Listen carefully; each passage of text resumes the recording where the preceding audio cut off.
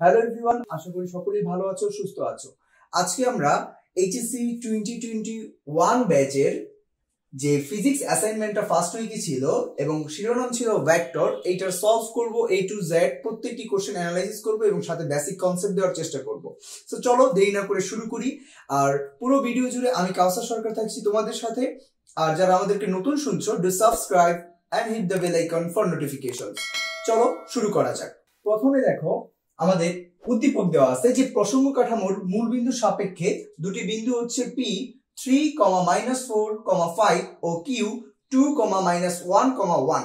So আমি একটা ত্রিমাত্রিক স্থানাঙ্ক ব্যবস্থা নিয়েছি। এটা হচ্ছে আমাদের মূল বিন্দু ও বিন্দু, এটা আমরা জানি 0,0,0 বিন্দু, এবং বিন্দু দুইটি আমি বসিয়েছি নিজের মন মতো যে P 3,-4,5 Q 2,-1,1। এইটা আমার কাজ শেষ। এবার প্রথম কোশ্চেনটা দেখো, বলছে যে কতে পি বিন্দুর অবস্থান ভেক্টর বের করো এবং পি কিউ এর সমান্তরালে একটি একক ভেক্টর বের করো। সো প্রথম কাজ হচ্ছে তোমাকে পি বিন্দুর অবস্থান ভেক্টর বের করতে হবে। তোমরা ইতিমধ্যে অবস্থান ভেক্টরের সংজ্ঞা জানো। অবস্থান ভেক্টরের সংজ্ঞা হচ্ছে মূল বিন্দুর সাপেক্ষে কোনো বিন্দুর অবস্থান বের করা। সো আমার কিন্তু এই ওপিটা বের করতে পারাটাই যথেষ্ট পি বিন্দুর অবস্থান ভেক্টর বের করার জন্য। তো আমি কি লিখবো? আমি লিখবো যে পি বিন্দুর অবস্থান ভেক্টর। সো পি বিন্দুর অবস্থান ভেক্টর বের করাটাই কিন্তু আমার প্রথম কাজ কোশ্চেনের। সো পি বিন্দুর অবস্থান ভেক্টর। তো এবার একটু লক্ষ্য করো যে আমি বের করব কি ওপি। সো ওপি হচ্ছে আমার পি বিন্দুর অবস্থান ভেক্টর। সো এটা কেমনে বের করে? এটা কিন্তু আমরা জানি যে হচ্ছে পরবর্তীতে যেটা সেটা আগে, তার মানে হচ্ছে পি ভেক্টর মাইনাস হচ্ছে ও ভেক্টর। এইটা হচ্ছে আমার আসলে এই পি ভেক্টরের অবস্থান ভেক্টর বের করার নিয়ম। সো মূল বিন্দু থেকে বাদ দিতে হয়। সো এটা আসলে তো আমার এই পি ভেক্টরটাই। এটা তোমরা চাইলে এভাবে লিখতে পারো। এটা তোমাদের বোঝানোর জন্য জাস্ট লিখেছি, কারণ আমরা পি কিউ বের করতে গেলে এই জিনিসটা আমাদের লাগবে। পি বিন্দুটার অবস্থান ভেক্টরটা তাহলে কি হবে? এই পি ভেক্টর থেকে আমার প্রসঙ্গ বিন্দু বা কাঠামোর মূল বিন্দু বাদ দিতে হবে। সো আমি পি বিন্দুটার জন্য লিখি যে লিখবো হচ্ছে 3i cap minus 4j cap plus 5k cap. লিখা শেষ। এবার কি করতে হবে? এই ও বাদ দিতে হবে। সো এই ও ভেক্টরটা বাদ দেওয়া মানে হচ্ছে 0i cap minus 0j cap plus 0k cap, এখানেও প্লাস। সো এটা আর কি আমরা লিখলাম। এখানে তাহলে কি থাকবে? এখানে থাকবে 3i cap minus 4j cap plus 5k cap. এইটাই হচ্ছে পি বিন্দুর অবস্থান ভেক্টর। তাহলে ক এর ফার্স্ট পার্ট তোমার শেষ হলো। সো তুমি এখানে লিখবা আনসার। সো এটা আমরা ক কোশ্চেনটার সলভ করতেছি। এবার আসো পি কিউ এর সমান্তরালে একক ভেক্টর বের করতে হবে। এটার জন্য তোমাকে কি করতে হবে? পি কিউ ভেক্টরটা তো আগে নির্ণয় করতে হবে, তাই না? সো পি কিউ ভেক্টরটা যেহেতু নির্ণয় করবা, তার মানে হচ্ছে এই যে পি কিউ ভেক্টরটা তোমাকে নির্ণয় করতে হবে। কিন্তু কথা হচ্ছে এই কিউ ভেক্টরটাও তুমি জানো না আপাতত, এবং পি কিউ জানো না। সো আগে কাজ কি? এবার কিউ ভেক্টরটা বের করা। সো কিউ ভেক্টরটা বের করবা, তো একইভাবে লিখবা যে কিউ বিন্দুর অবস্থান ভেক্টর। সো আমি এটা লিখতেছি না, কিউ বিন্দুর অবস্থান ভেক্টর হচ্ছে এটা। এটা মানে হচ্ছে যে O Q. So O Q মানে হচ্ছে আমি দেখলাম যে কিউ ভেক্টর মাইনাস হচ্ছে ও ভেক্টর দিলাম। সো এবার দেখো আলটিমেটলি এখানে আমি আর বিয়োগ করব না। সো এখানে দেখো জাস্ট বসিয়ে দিচ্ছি 2i cap minus j cap plus k cap. So এটা হচ্ছে কিউ বিন্দুর অবস্থান ভেক্টর। সো এটাকে এইভাবে জাস্ট ডিনোট করলেই হচ্ছে। এবার তোমাকে পি কিউ ভেক্টর বের করতে হবে। সো পি কিউ ভেক্টরটা তুমি দেখো কিভাবে বের করবা। সো সমান্তরাল একক ভেক্টর বের করতে গেলে অবশ্যই এই ভেক্টরটা তোমাকে লাগবে। সো এটা বের করব কিভাবে? ওই যে একটু আগে যে থিওরি দিয়ে আমরা এই কিউ ভেক্টর পি ভেক্টর বের করছি। সো কিউ ভেক্টর মাইনাস হচ্ছে আমার পি ভেক্টর। সো এবার হচ্ছে আমি লিখে দিই যে 2i cap minus j cap plus k cap, then হচ্ছে আবার মাইনাস করতে হবে পিটাকে। তাহলে 3i cap minus 4j cap plus 5k cap, that's ইট।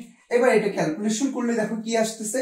এটা ক্যালকুলেশন করলে আসতেছে 2i cap minus 3j cap, তার মানে মাইনাসের i ক্যাপ, দেন কি আসতেছে মাইনাসের j ক্যাপ, মাইনাসে প্লাস 4j ক্যাপ, তার মানে প্লাসের 3j ক্যাপ।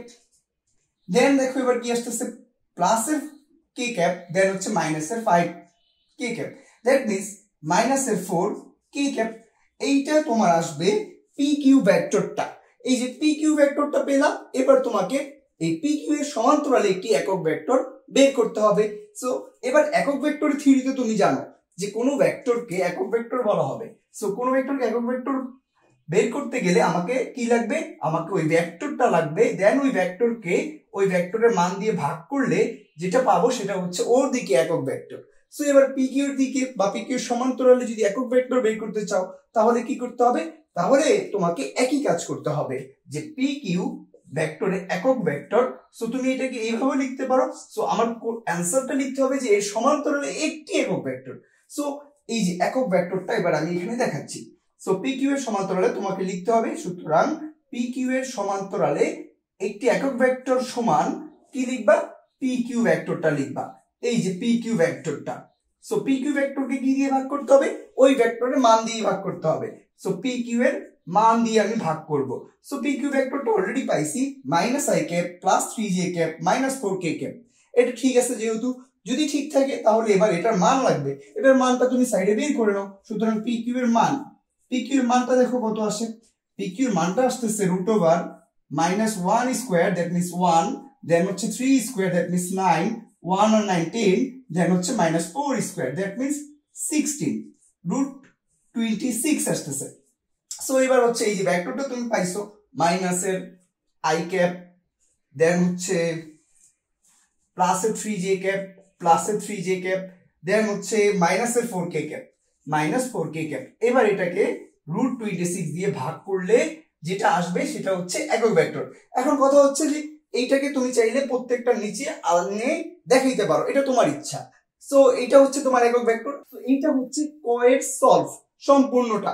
সো এই যে জিনিসগুলো তুমি শিখতেছো, এটা আসলে অনেকে তোমাকে বলবে না, তুমি যে ভেক্টর শিরোনামে ভেক্টর অধ্যায়ের অ্যাসাইনমেন্ট করতেছো এখন থেকেই প্রত্যেকটা জিনিস শিখে নাও।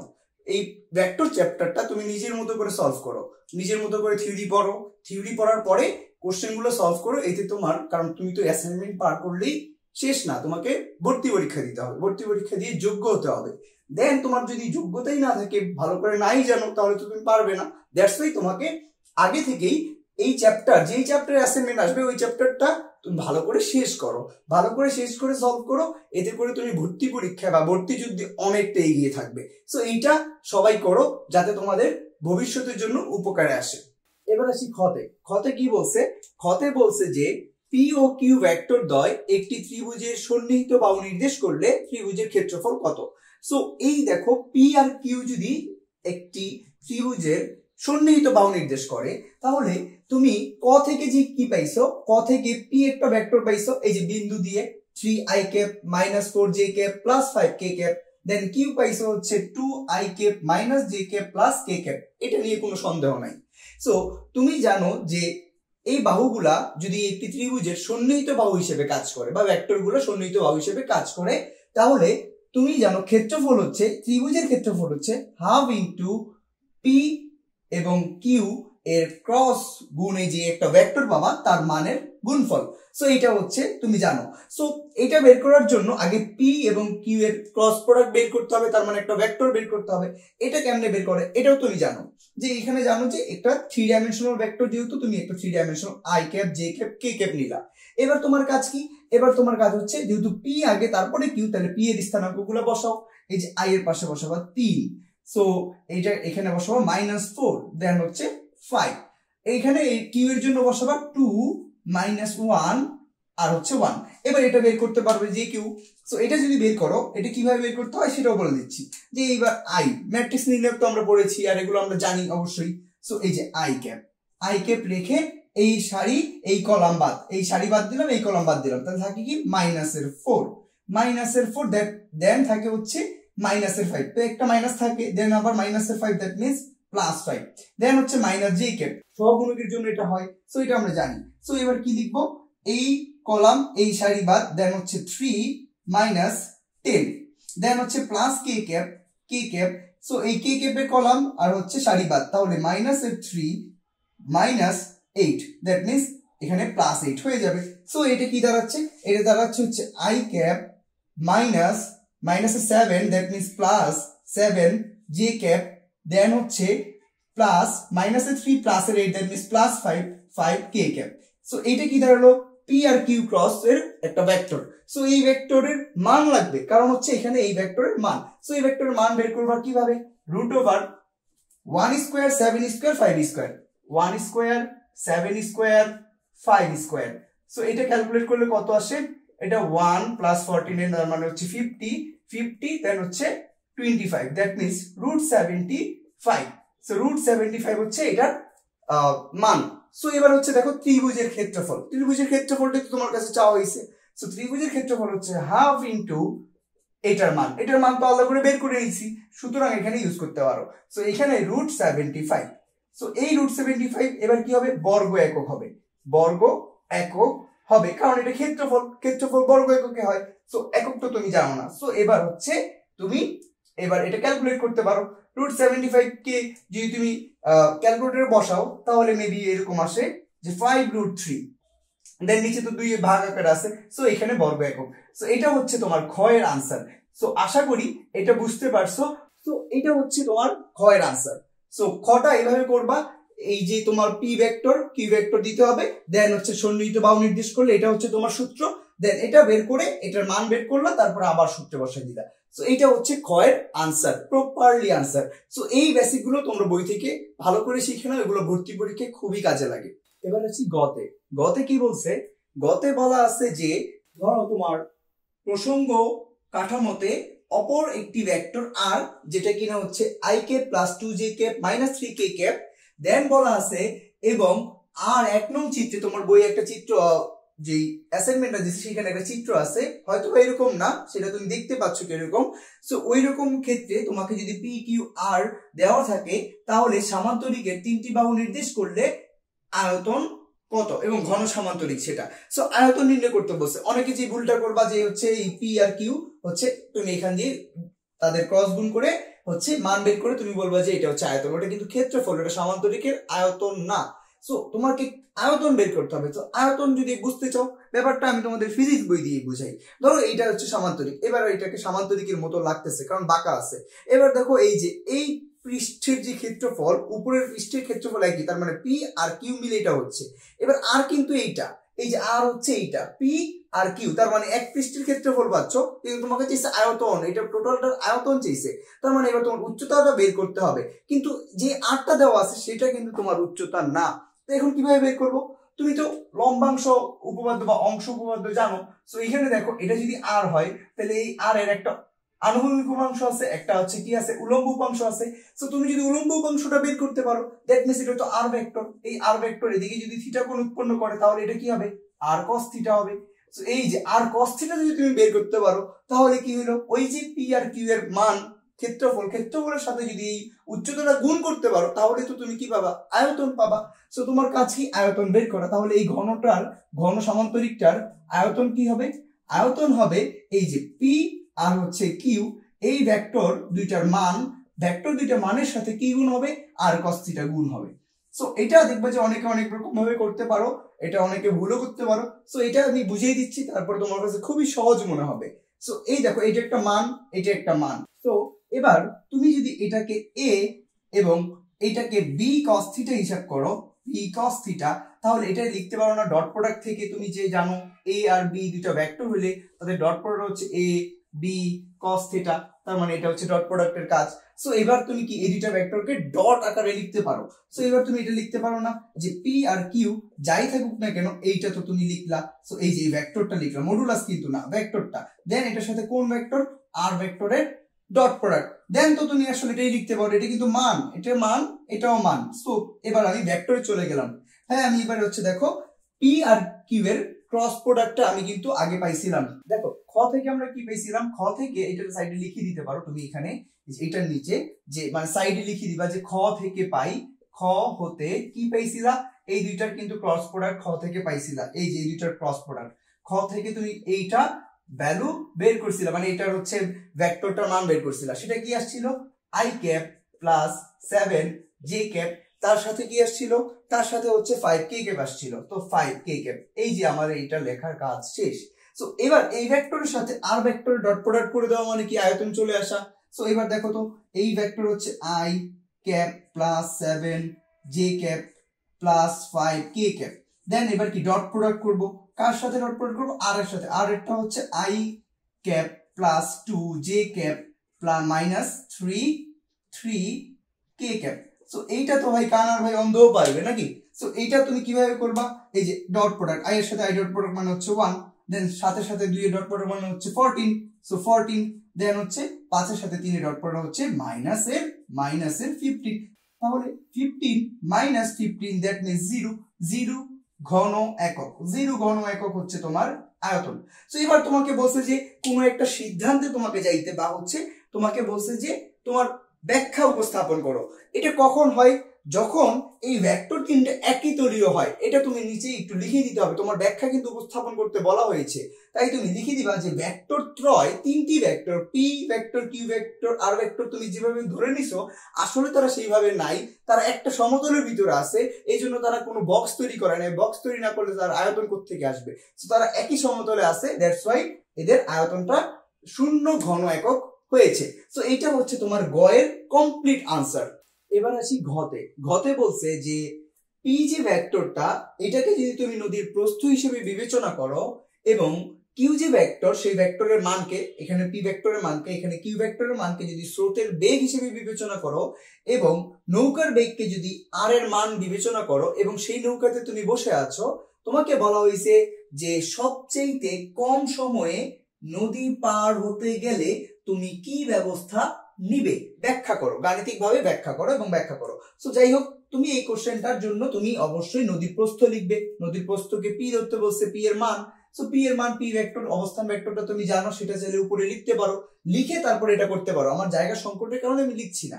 সো এবার তুমি এই যে পি ভেক্টরের মান মানে হচ্ছে 3i cap minus 4j cap plus 5k cap কে লিখে মান বের করতেছো।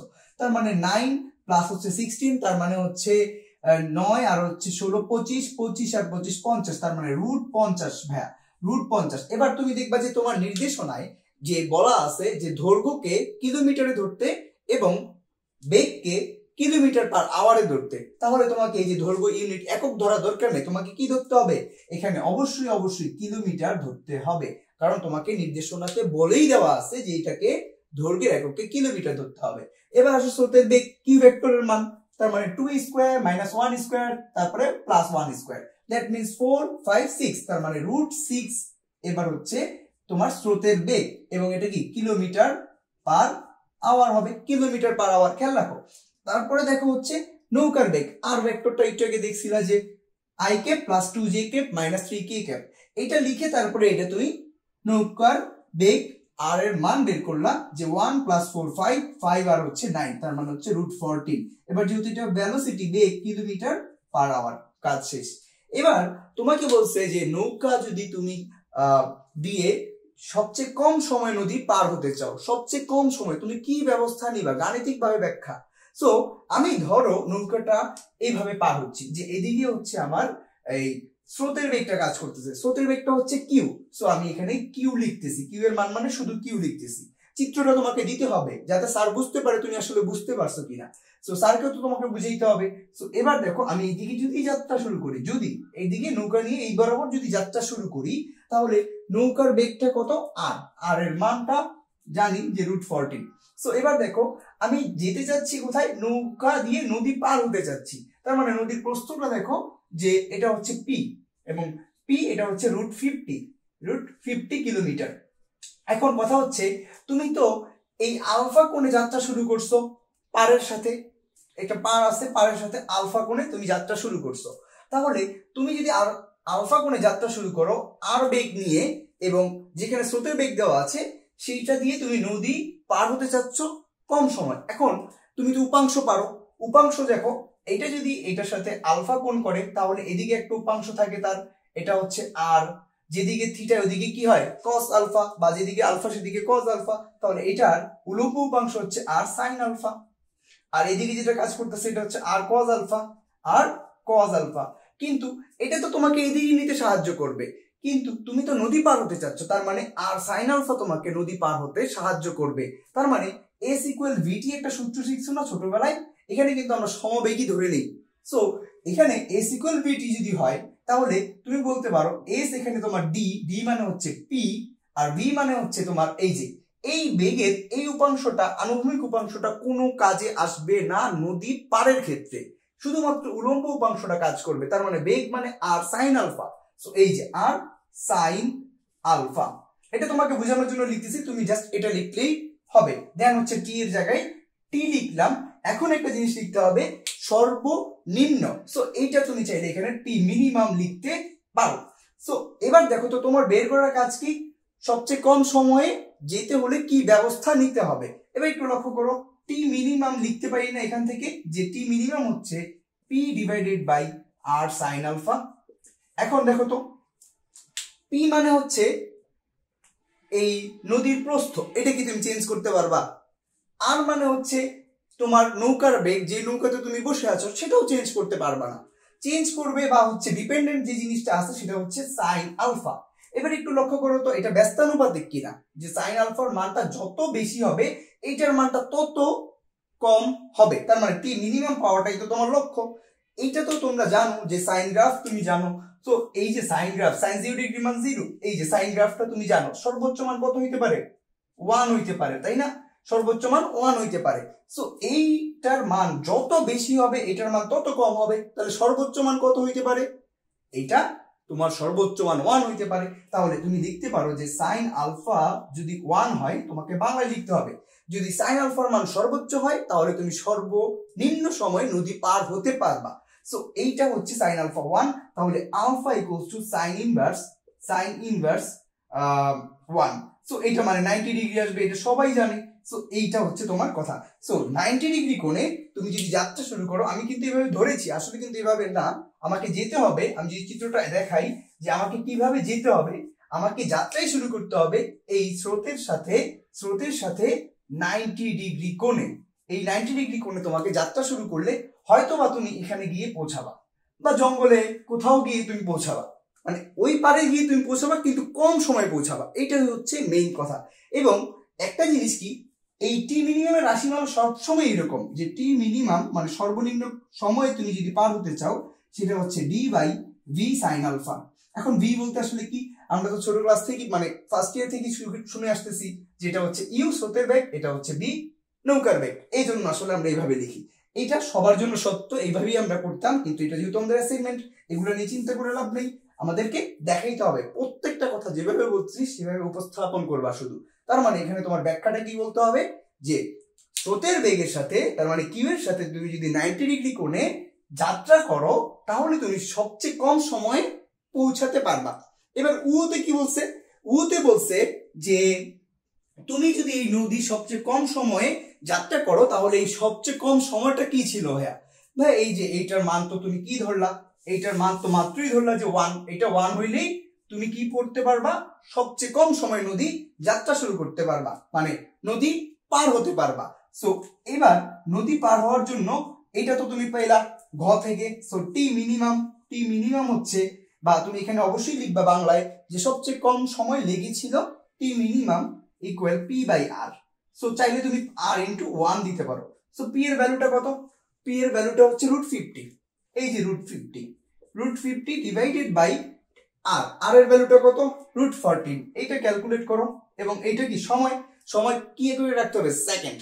আসলে সেটা করা যাবে না, তার কারণ তোমার নির্দেশনে বলা আছে কিলোমিটার পার আওয়ার হচ্ছে তোমার বেগ। তার মানে এখানে আনসারটা আসবে কিন্তু ঘন্টাতে, এটা মাথায় রাখতে হবে। এখানে আনসারটা আসবে 1.889 আওয়ার। এইটা হচ্ছে তোমার এই ঘ এর উ এর আনসার। এটা হচ্ছে তোমার উ এর আনসার। সো এইটা হচ্ছে জাস্ট এতটুকু, তুমি জাস্ট বাংলা কথাগুলো যতটুকু লেখা প্রয়োজন সেটা লিখবা, সাথে উতেও তুমি চিত্রটা অ্যাড করে দিবা। এই চিত্রটা অ্যাড করে দিবা, এখানে অবশ্যই আর দিবা, এখানে অবশ্যই আর দিবা, এখানে শুধু কিউ দিবা। সো এইটা হচ্ছে তোমার এই উ এর আনসার, যে সর্বনিম্ন 1.889 ঘন্টা তোমার লাগবে। এবার আমরা আলোচনা করব শেষ প্রশ্ন চ নিয়ে। চতে বলা আছে তুমি যদি ওই নদীটাই সবচেয়ে কম দূরত্বে মানে মিনিমাম ডিস্টেন্সে পার হতে চাও তাহলে তোমার বেগের অথবা তোমার সময়ের কোনো পরিবর্তন হবে কিনা এটা তোমাকে বলতে বলছে বা ব্যাখ্যা করতে বলছে। যাই হোক, কোশ্চেনটা তোমার কাছে আছে 6 নম্বরটা। সো এবার দেখো আগের কোশ্চেনে উতে বা ঘতে কি হয়েছিল, তুমি দেখছিলা যে তোমাকে 90 ডিগ্রি কোণে যাত্রা শুরু করতে হবে কার সাথে, স্রোতের বেগের সাথে। এবার একটু লক্ষ্য করো, তুমি কিন্তু তখন এই দিকে কোথাও গিয়ে পৌঁছাইছিলা, মানে যেভাবেই পৌঁছাও এইভাবে পৌঁছাইছিলা, কিন্তু সবচেয়ে কম সময়ে। এবার হচ্ছে তুমি সবচেয়ে কম দূরত্বে যাবা, তার মানে তোমার যাত্রা করতে হবে এবার স্রোতের বেগ যেহেতু এইদিকে কাজ করতেছে, ধরে নিচ্ছ এইদিকে কাজ করতেছে, তাহলে তোমার এই দিকে যাত্রা করতে হবে, তার মানে আলফা কোণে যাত্রা করতে হবে। এইটা কথা সত্য, কিন্তু যাত্রা করে তুমি পৌঁছাবে কিভাবে, পৌঁছাইবা কিন্তু এইভাবে, এই যে এই পথে কিন্তু তুমি পৌঁছাবা, এই সোজা পথে তুমি পৌঁছাবা। তার মানে তুমি বুঝে গেছো যে এটাকে যদি আমি ডব্লিউ বলি, লব্ধি বেগ ডব্লিউ যদি বলি, তো ডব্লিউ আমার কি আসতেছে, এটা অবশ্যই দেখা যাচ্ছে যে স্রোতের বেগের সাথে 90 ডিগ্রি কোণে আছে। কোনটা, লব্ধি বেগটা, আদারওয়াইজ তুমি মিনিমাম ডিস্টেন্সে যেতে পারবে না, পার হইতে পারবে না। তার মানে ডব্লিউ হচ্ছে 90 ডিগ্রি কোণে আছে। তো তোমরা বই থেকে শিখছো না যে লব্ধি যদি থিটা কোণ করে, এটার নাম দিচ্ছি আমি থিটা, এবং থিটার নামটা থিটার মানটা তুমি জানো 90 ডিগ্রি। সো এটা কিভাবে লিখতে হয় এটা তুমি জানো, যে আমি একটু হালকা করে বেসিকটাও দেখাই দিচ্ছি। এটা যদি ইউ হয়, এটা যদি আমাদের ভি হয়, ভি, আর এটা যদি ডব্লিউ হয়, সো এই ক্ষেত্রে তুমি কিন্তু জানো যে হচ্ছে এটা যদি থিটা কোণ উৎপন্ন করে এটার সাথে, মানে স্রোতের বেগের সাথে, ট্যান থিটা যার সাথে থিটা উৎপন্ন করছে, কার সাথে, ইউ এর সাথে, তাহলে ইউ একা একা নিচে বসে, দেন হচ্ছে B sine alpha plus V cos alpha. এইটা তো ভাই তুমি সবাই জানো। সো এইটা যেহেতু জানো, তাহলে এইটাই কিন্তু এখানে অ্যাপ্লাই করা যাবে, কারণ তুমি এই সূত্রের আলোকেই সলভ করবা। অনেকে কিন্তু উপাংশ দিয়ে করতে পারো। সো এটা আমি এইভাবে দেখাচ্ছি। সো তোমাকে প্রথমে এই জিনিসগুলো লিখতে হবে, যে নদীর প্রস্থ, স্রোতের বেগ, নৌকার বেগ, এগুলো লিখলা, কোনো সমস্যা নাই। প্রথমে এটা আলোচনা করলা যে এখানে তো 90 ডিগ্রি কোণে তোমাকে যাত্রা করতে হয়েছে সবচেয়ে কম সময়ে পার হওয়ার জন্য, কিন্তু তুমি সবচেয়ে কম দূরত্বে পার হবা। দ্যাটস ওয়াই তোমাকে ওই যে আমি একটু আগে যে আলোচনাগুলো করলাম সেটা বলতে হবে, যে আমি জানি যে লব্ধি বেগটা আমার অবশ্যই এই যে সোজাসুজি যাবে, যেহেতু সোজাসুজি যাবে, তার মানে থিটাটা 90 ডিগ্রি হবে। তাহলে তুমি এবার কি লিখবা, তুমি এবার লিখবা যে টেন 90 ডিগ্রি কার সাথে করছে, কিউ এর সাথে করছে। অবশ্যই লিখবা যে টেন 90 ডিগ্রি ইকুয়াল কিউ এর সাথে করছে, কিউ নিচে একা বসবে, কিউ, দেন হচ্ছে আছে কে, আর আছে, দেন আর নিচে হচ্ছে কজ আলফা, উপরে হচ্ছে আর সাইন আলফা। কথা হচ্ছে আলফা বের করতে হবে, আলফা বের করতে পারলে তুমি সব বের করতে পারবা, ঠিক আছে। সো এবার একটু দেখো তো, এইটাকে আমার উল্টায় ফেলতে হবে, কারণ 90 ডিগ্রি মানে 1/0, সেটা রাখলে স্যাররা কেন জানি মাইন্ড করে। সো এই মাইন্ড দেওয়া যাবে না স্যারদেরকে রাগ করানো যাবে না। তো অ্যাসাইনমেন্টে ভালো নম্বর পেতে গেলে স্যারদেরকে রাগ করানো যাবে না। সো কি করতে হবে, তুমি cot 90 ডিগ্রি করে লিখবা। সো cot 90 ডিগ্রি মানে হচ্ছে 0/1, তার মানে 0। সো এইবার কি এটা উল্টে যাবে, ত্রিকোণমিতি পড়ছি আমরা। সো কিউ প্লাস আর cos আলফা, দেন হচ্ছে আর সাইন আলফা, কাজ শেষ। এবার এটার মান 0 মানে আর সাইন আলফা 0, থাকতেছে কি কিউ প্লাস আর cos আলফা, সরি হ্যাঁ, কিউ প্লাস আর cos আলফা ইকুয়াল কি থাকতেছে 0, কিউ প্লাস আর cos আলফা 0। এবার দেখো তো, মনে আছে না আমরা এরকম একটা শিখছিলাম, এখান থেকে দেখো আমি কাজ করে লিখতে পারি যে cos আলফা হচ্ছে মাইনাস এর কিউ, এই যে R cos alpha minus Q. So এখান থেকে লিখতে পারি cos আলফা হচ্ছে আমার মাইনাসের কিউ বাই আর। এবং দেখো তো তুমি লিখতে পারো না যে alpha equals to cos inverse minus Q by R. So Q এর ভ্যালু জানো, আর এর ভ্যালু জানো। কিউ এর ভ্যালু এই যে তোমার হচ্ছে √6, আর এর ভ্যালু হচ্ছে √14।